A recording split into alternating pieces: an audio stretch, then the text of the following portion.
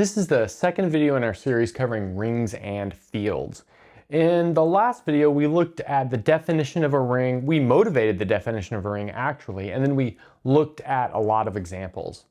And today we want to move forward with some definitions tied to rings, as well as some examples and basic results. So let's start with the notion of a subring. And so our definition will be a subring of a ring R is a subset, which we'll call S, such that for all A and B in S, A plus B and A times B are in S. So in other words, it's closed under multiplication and addition. 0 is in S, so that means it's got to contain the additive identity. And then minus A is in S. So that means if you have an element of S, its additive inverse is also in S. So now we're going to prove something called the subring test, which is just a quick way to check if something is a subring. So it goes like this. Let R be a ring with a non-empty subset S. Then S is a subring if and only if for all A, B in S, A minus B and A times B are in S. So that's fewer things to check. Okay, so it's an if and only if statements, which means we have a forward and a reverse direction to prove. So let's do the forward direction first. So let's suppose that A and B are in S, which we are assuming is a subring.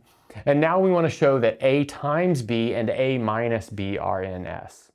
But I'm not going to prove that A times B in S because that's one of the rules over here. We don't need to check that. That is directly in the definition of a subring. But what we will do is use the fact that additive inverses are in subrings to tell us that minus B is an element of S. But that implies that A minus B, which is really defined to be A plus negative B, is an element of S. But that was the last condition we needed for the subring test over on the right-hand side of the implication. Okay, so now what about the reverse direction? So that means we are assuming this over here and we want to prove that these three things hold. Notice we don't really need to prove the multiplication again because those are the same on either side. So let's get going. So let's say we are given an element A from S.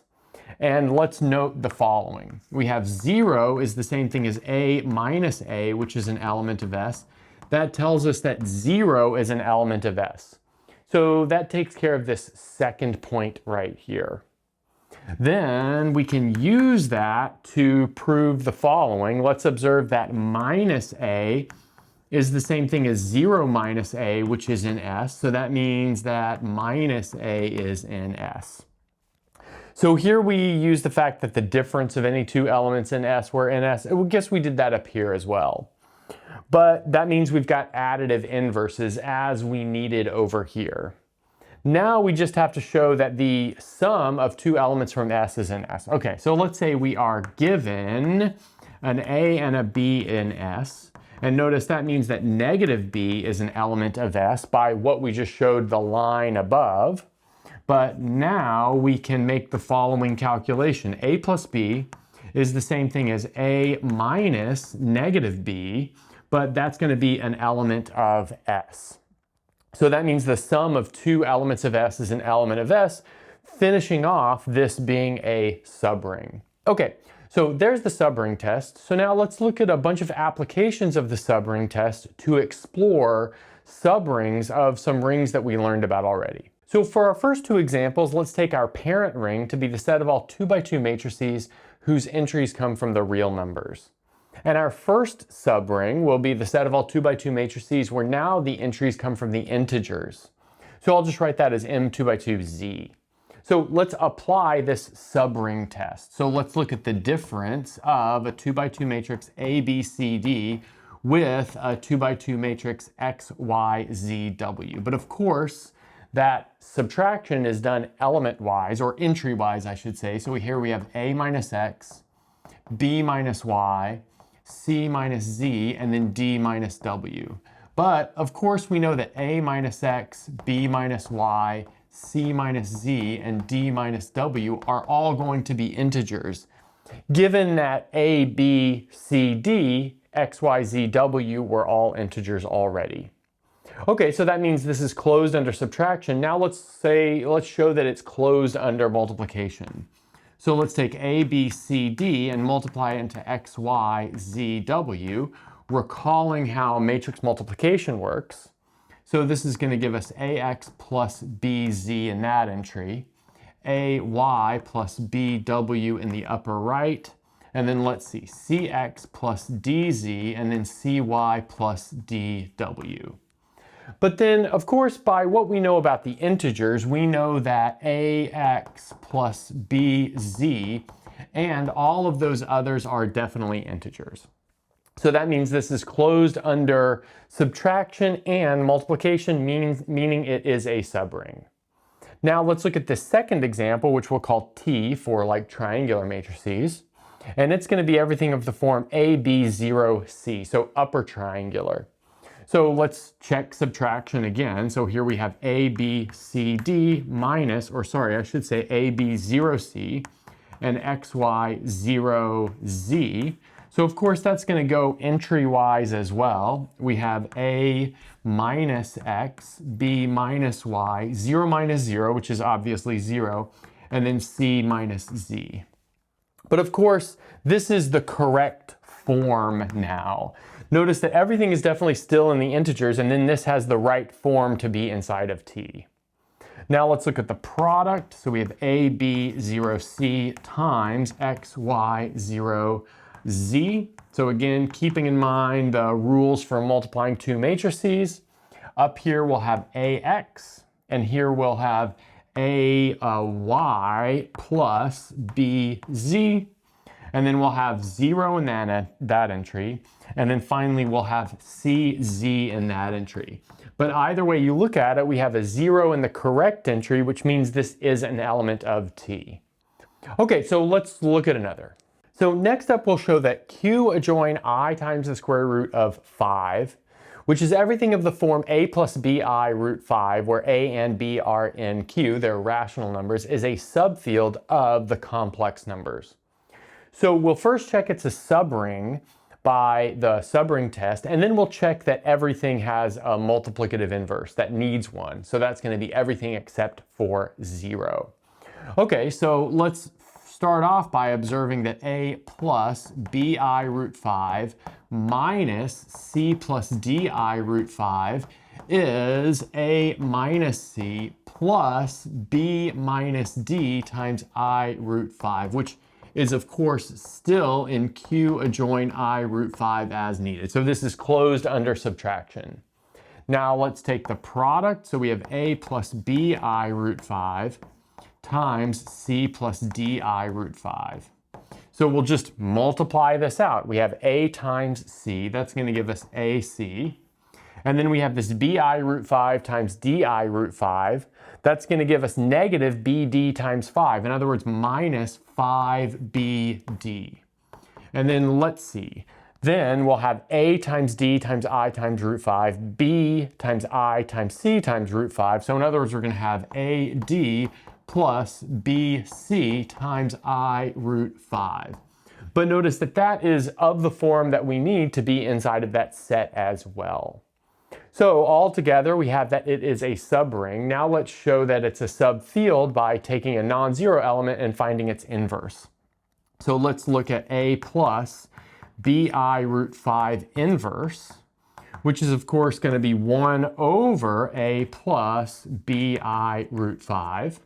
And then keeping in mind a trick we did in the previous video for finding inverses of complex numbers, let's multiply the numerator and the denominator by the complex conjugate. So that'll be A minus BI root 5.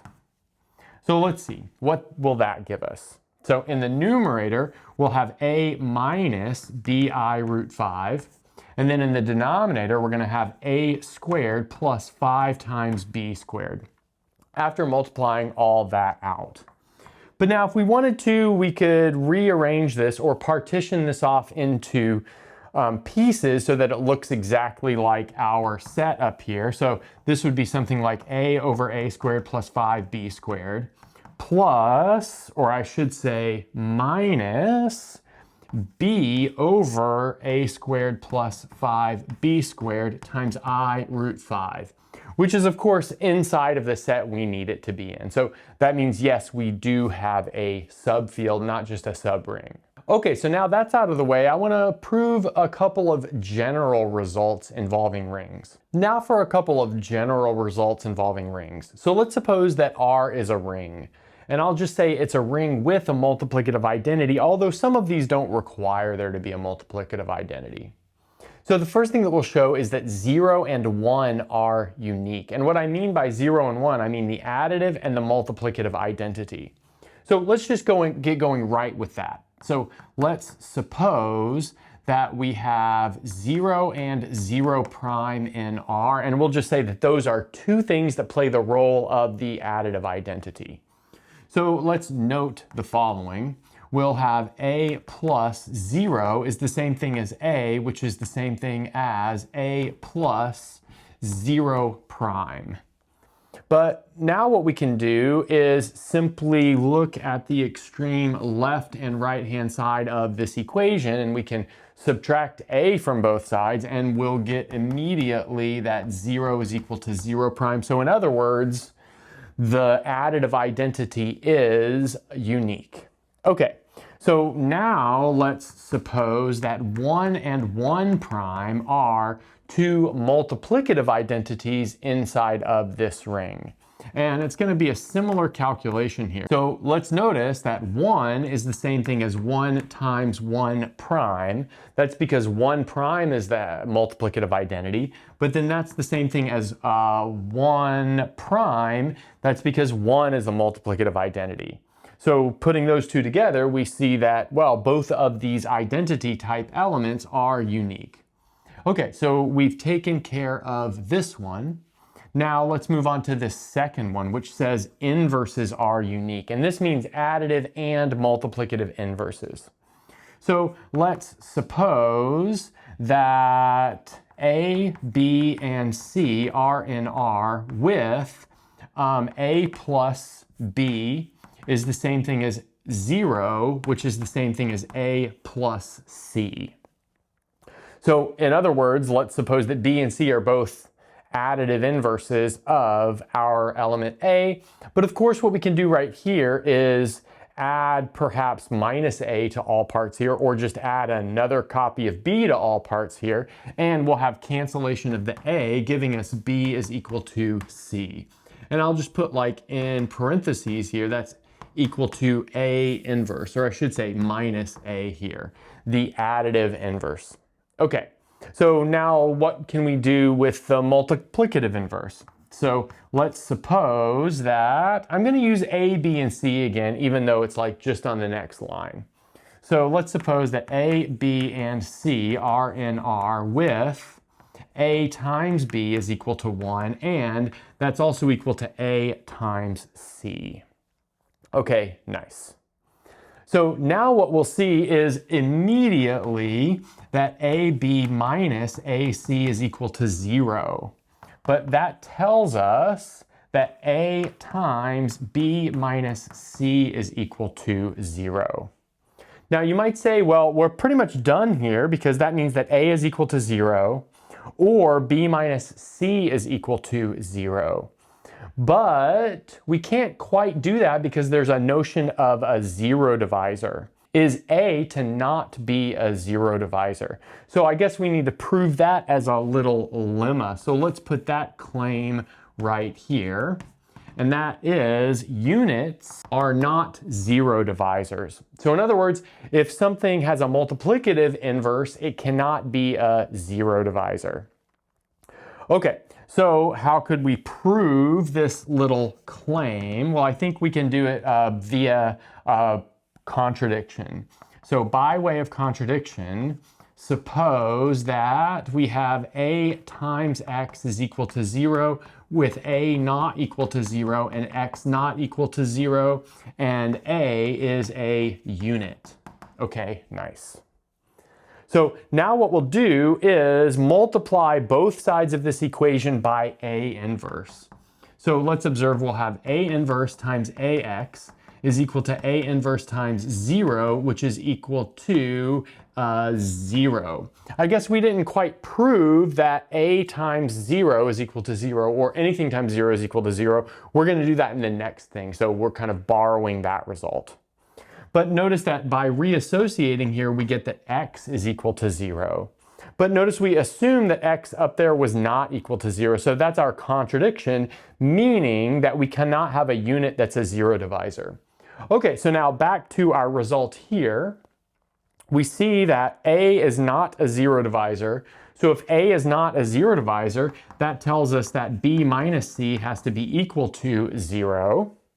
But that means that B has to be equal to C, meaning that we did, in fact, have these inverses are the same. In other words, we have uniqueness of multiplicative inverses.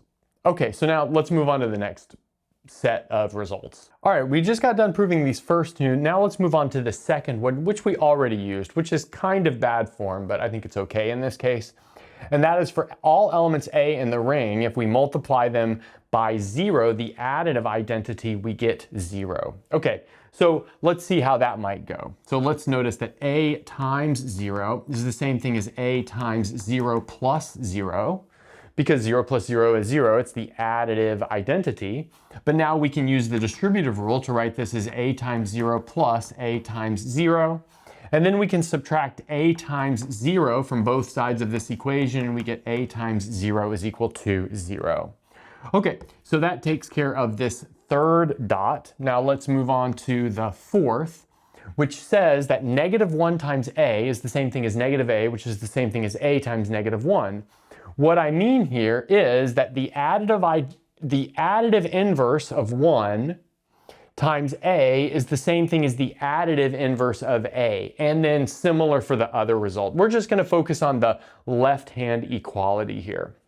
So let's look at this. We have A plus -1 times A by the distributive rule is the same thing as what? Well, let's be careful. Let's write this as 1 times A plus -1 times A. So we can factor the A out of the right, leaving us with 1 plus -1 times A, or in other words, 0 times A, which is 0. But now, again, extending this off to rewrite it as A plus -1 times A again, we see this equation that we've built from the extreme left and right-hand side of the equation, which tells us that -1 times A is in fact the additive inverse of A as needed. And then again, for that other equality over there on the right half, it's the same kind of thing. So let's put a check mark here. We took care of that. Now let's move on to the next one. I guess that's the fifth. And that is if we take -1 and we square it, we get 1. And by -1 here, I mean the additive inverse of 1. Okay, so let's see how we can do that. So let's observe that -1 squared plus -1 is equal to, well, let's rewrite this as -1 squared plus -1 times 1, and now we can factor a -1 out of the left. So that leaves us with -1 and then -1 plus 1. But now -1 plus 1 is 0, so this just gives us 0. But now we can solve for -1 squared, and we'll see immediately that -1 squared is equal to 1. And that's just by adding 1 to both sides of the equation here. Okay, so now we've taken care of this one. We've got 2 left, so let's move on to those. So next up, we'll show that if U is a unit, so is the additive inverse of U, which we call -U. So let's take U in R with U inverse in R such that U times U inverse is equal to 1. So in other words, it is the multiplicative inverse of U. Well, being a unit means you have a multiplicative inverse. And now I'd like to observe the following equation that we can do here. We've got 1 is the same thing as U times U inverse. But now that's going to be the same thing as U times -1 squared times U inverse. just by inserting a 1 between the u and the u inverse and then using the last thing that we proved. But then we can write this as u times -1 times -1 times u. And then we can use the previous thing that we proved up here to say that u times the additive inverse of 1 is the additive inverse of u. So in other words, this is going to be equal to minus u times minus u inverse. I missed an inverse right there.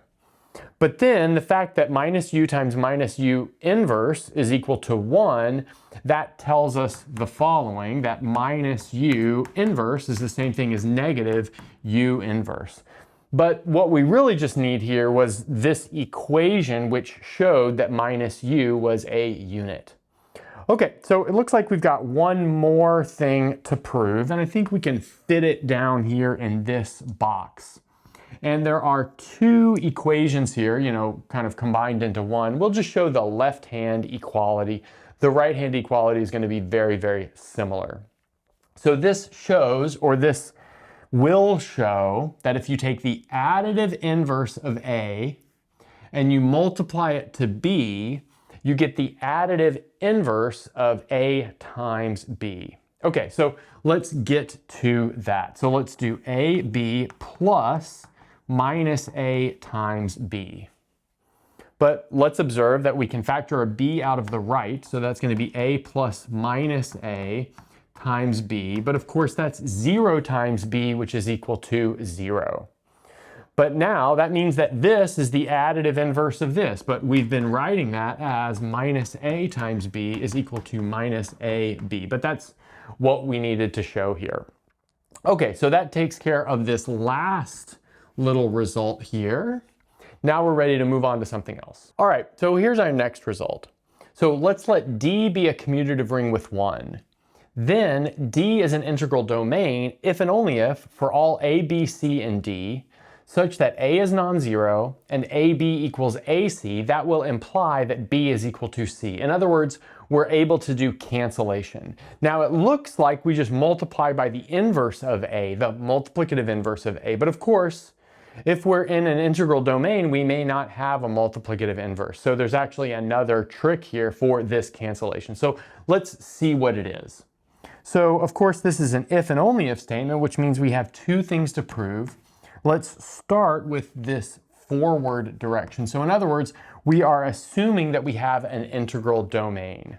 Okay, so now let's suppose we have an A, B, and C in D with A not equal to 0 and AB equals AC. And what we want to show is that B is equal to C.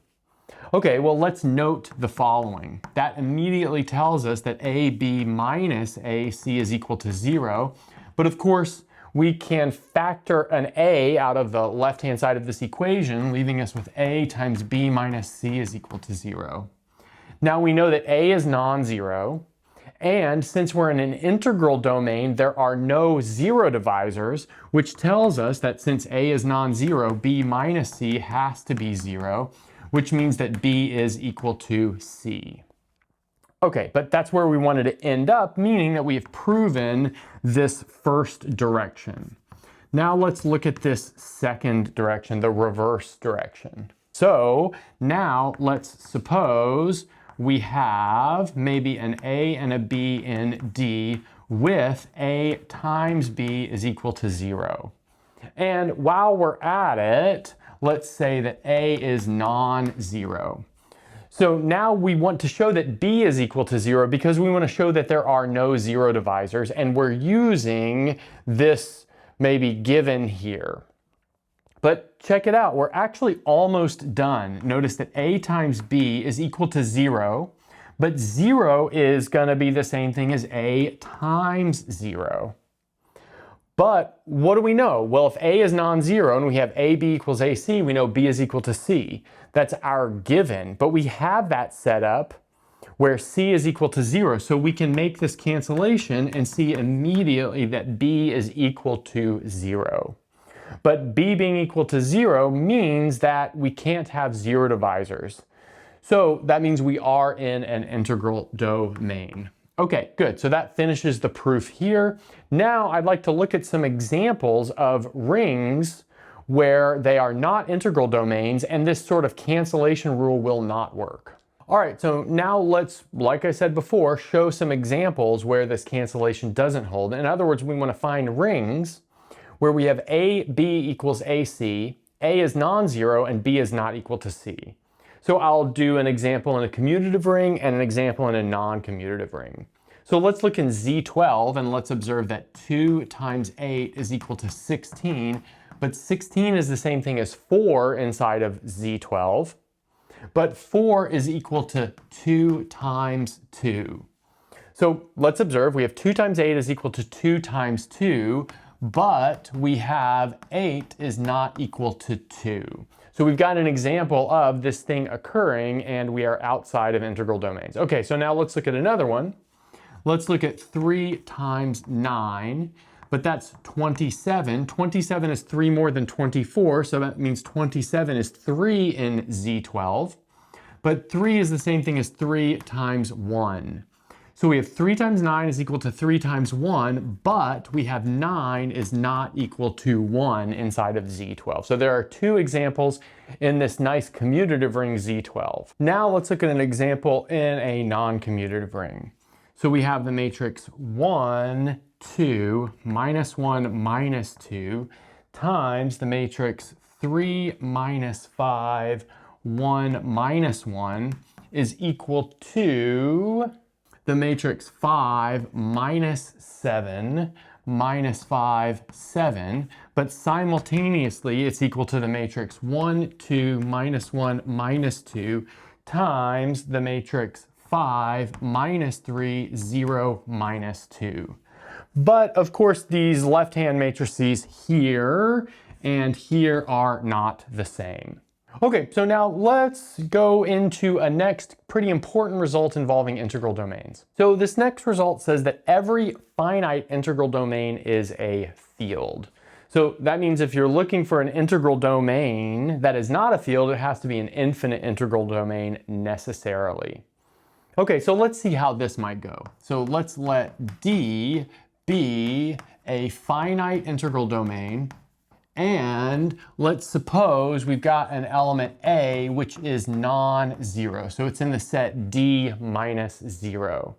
And so now, of course, what we want to show is that there exists something that I'll call B inside of D with A times B is equal to 1.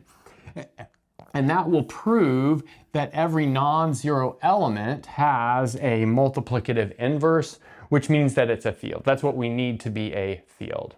Okay, so now let's define the following map. It'll be lambda sub A, and it goes from D minus 0 into D minus 0. So it has the same domain and codomain. And it's going to be defined by lambda sub A evaluated at B is equal to A times B. And now I'd like to observe that it definitely lands over here instead of just landing in all of D, because if this is equal to 0, we know that B has to be equal to 0 because we're in an integral domain in the first place. So that means that, well, I can pick the domain to be anything I want, but that means that the codomain is correct. And now I'd like to prove this claim, which is going to take us almost all the way home. And that is that lambda A is surjective.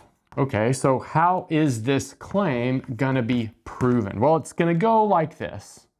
So since our domain and our codomain, so D minus 0 is finite, we know that injective is equivalent to bijective, which is in turn equivalent with surjective. So if we can show that it's injective, then it's immediately surjective, and well, we've proven this claim. So let's see how that might go. So let's suppose that we know that lambda A evaluated at B is lambda A evaluated at C, but that tells us that AB is equal to AC. But then we are within an integral domain, and we just proved a result where we had cancellation within integral domains, we can cancel the A, telling us that B is equal to C. But that's where we needed to end up for this thing to be injective. But again, like we just explained, that will imply that it is surjective. Okay, so since it's surjective and we know that 1 is an element of D minus 0, I guess we haven't really carefully proven that 0 is not equal to 1, but I'll let you guys do that if you want to. So 1 is an element of D. So surjectivity tells us that means there exists a B inside of D such that lambda A evaluated at B is equal to 1. It's the pre-image of 1. But of course, rewriting that as A times B equals 1 is all we need, because now we know that B is equal to the multiplicative inverse of A. And since A started out as being just any element that is non-zero in our integral domain, we see that any non-zero element in our finite integral domain has an inverse as needed to be a field. All right, so let's look at a quick application of this. All right, so kind of as a little application of this, let's show that for every prime P, ZP is a field. And we're gonna prove it using the previous result and directly, just for good measure. So we'll first show that it's a finite integral domain. So in other words, it has no zero divisors. So let's suppose that A and B are in ZP with A times B is equal to 0 in ZP. But what does it mean to be 0 inside of Zn? Well, it means that n divides, well, whatever we have. So inside of ZP, that tells us that P, our prime, divides AB. But if a prime divides a product by a fairly elementary proof in number theory, that tells us that the prime must divide one of the portions of the product. So in other words, P divides A or P divides B. But then if P divides A, that means that A is equal to 0 in ZP. And if P divides B, that means that B is equal to 0 in ZP. But that means that, well, one of them is equal to 0, meaning that we didn't actually have a zero divisor in the first place, meaning ZP doesn't have zero divisors, so it's an integral domain, but it's finite, so it's a field. Okay, so now let's look at a direct proof. So let's suppose that 0 is not equal to A inside of ZP, but that tells us that the GCD of A and P is equal to 1. Because since P is prime, the only way to be 0 inside of ZP is to be a multiple of ZP, but the only way to be non-zero is to be a non-multiple, but that means that your GCD is 1, again, because P is prime. But then by Bezout's lemma, that tells us that there exists two integers x and y such that ax plus py is equal to 1 in the integers. But now what we'll do is reduce this thing mod p, and we get ax is congruent to is congruent to 1 modulo p. But then that means in ZP, we have A times X is equal to 1. In other words, X is the multiplicative inverse of A. Okay, so now let's introduce something known as the characteristic of a ring and prove a result involving that. All right, so the characteristic of a ring R is the smallest number n, so that for all A in R, if you add A to itself n times, you get 0. And we can just denote that as n dot A, just keeping in mind that that's not really multiplication inside of the ring, that is repeated addition inside of the ring. Now, I'd like to notice that we could write this characteristic R equals n in this shortened form. Now, you might say, well, there may not be such an n that makes this occur, like within the integers. I can't do like 1 plus 1 plus 1 and end up at 0. And so in that case, we would say that the characteristic is 0. Okay, so now let's move on to this nice claim, which says that the additive order of 1 is n. If the additive order of 1 is n, then the characteristic of R is equal to n. Okay, so let's see how this proof goes. So let's suppose that A is in R. And now what we want is for A plus A n times to be equal to 0. So let's show that. So let's note that if we do this n dot a, which is, like I said, a plus a n times, but I'm going to write that as a times 1 plus a times 1 plus a times 1 n times. But now let's observe I can factor the a out, and I get a and then sum of n ones. So just to be clear here, this is going to be n times of the addition of a's, and here this is n times the addition of ones. So this is going to give us a times 0, which is equal to 0, as we proved before. So that actually doesn't prove it. That just shows that the sum of everything in the ring n times is equal to 0. It doesn't show that that's the smallest such number. But we can finish that off pretty quickly. Let's suppose that the characteristic of R is equal to m, but that means that 1 plus 1 m times is equal to 0, just by the definition of characteristic. So here we've got this is m times. But then the order of 1 being n means that n is the smallest number that makes this occur. So that means that n is less than or equal to m, but that immediately tells us that m is equal to n. Okay, cool. So we've proven this claim. Now I'd like to prove that if you have an integral domain, you could only have certain values for the characteristic. So here's a nice classic result. We'll show that if D is an integral domain, then the characteristic of D is 0 or a prime. That means the characteristic cannot be composite. So let's see how this might go. So we're going to prove this by contrapositive. So let's suppose the characteristic of D is equal to m times n, with m and n both bigger than 1. So in other words, we're supposing that it's composite, and we want to show that if it's composite, we do not have an integral domain. And then by proof by contrapositive, that means this result has been proven. Okay, so now I'd like to observe the following. We can take 0 and write it as 1 plus 1 plus 1 plus 1. How many times? Well, this is going to be m times n times. Again, that's by the definition of the characteristic. Now, what we'll do is break these into chunks. So let's break this into 1 added to itself plus another copy of 1 added to itself, so on and so forth, and then a last copy of 1 added to itself. And each of these chunks will be m times. So in other words, this first one is a chunk of m times, this second one is a chunk of n times 1 added to itself, the same thing on and on and on.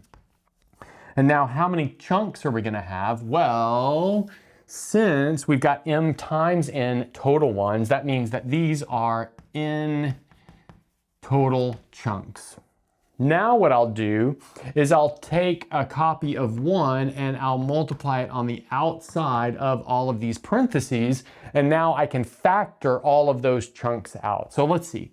If we factor all of those chunks out, we have 1 added to itself. And so this is going to be m times, and then what I'm left with is 1 plus 1 plus 1, so on and so forth, exactly n times. So we've got this is, let's see, like I said, n times. So let's see, we've got the product of two things being equal to 0. But since mn is strictly bigger than m and n, so let's note that m is strictly less than mn and n is strictly less than mn. So that means that, well, those repeated additions of 1 cannot be equal to 0 by our previous proposition. So that means this 1 added to itself is non-zero, and then this other 1 added to itself is also non-zero. Where here this is m times for this top one, and for this bottom one, this is n times. But what does that mean? Well, that means that each of those are 0 divisors because we have non-zero things multiplying to give us 0. meaning that we do not have an integral domain. We just have a commutative ring with 1 that contains 0 divisors. But again, that proves the contrapositive as needed. Okay, so now I'm going to leave you with some exercises. All right, I've got 4 exercises related to what we just looked at. So let's show that Q with the cube root of 3, notice I've got parentheses here, that's going to be defined as all things of the form a plus b times the cube root of 3 plus c times the cube root of 9, where a, b, and c are rational numbers. Let's show that that is a subfield. But then if I define it as this q with brackets cube root of 3, which is simply a plus b root 3, that's not even a subring. Now, next up, let's find a subring of these 2x2 matrices that are of the form A, B, 0, 0 with identity. So notice that a matrix like that doesn't have the typical or the traditional identity matrix available to it, but perhaps you could find a subring where there is a suitable identity type matrix. Next up, we'll look at the notion of a Boolean ring, which is a ring where for all a and r you have a squared equals a. In other words, it's an idempotent. Let's show that every Boolean ring is commutative. And then finally, this is building off of this notation of like n dot a that we had before, the repeated addition notation. So let's suppose that m and n are natural numbers and a and b are from a ring. So what we're going to show is that m dot ab is the same thing as m dot a times b, which is the same thing as a times m dot b.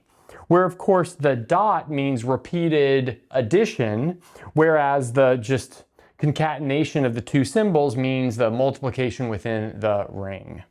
And then we'll also want to prove that mn, which is a multiplication within the natural numbers, dot a is the same thing as m dot n dot a. Okay, that's a good place to stop.